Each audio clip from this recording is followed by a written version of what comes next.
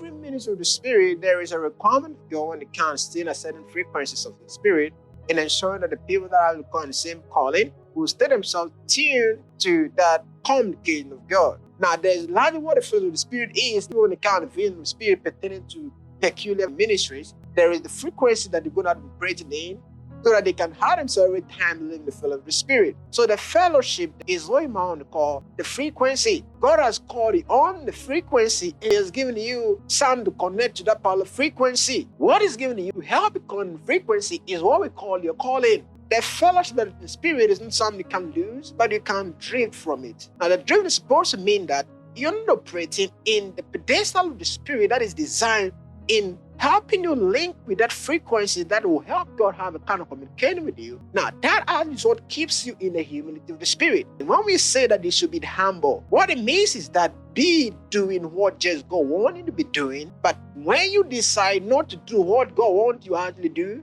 you begin to operate off the core sign that is supposed to actually link you to that community in the Spirit. And what happens most of those times is that you begin to hear things that are not on the same kind of frequency.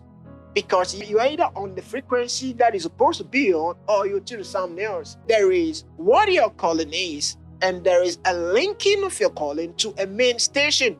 That main station is what you want to define to be the vision of the Spirit. Now, God gives a call sign, so we call them callings. You are abiding the calling. Where we do your call is what every time keeps you on the same radar, so that the communication can always be getting across to you. There's always a design of God. When it comes the standardized way of the Spirit, that will ensure that every time, if there's anybody that's supposed to be on the main station, but is not operate in the exact fashion it's supposed to be operating in, that the main station can always detect that.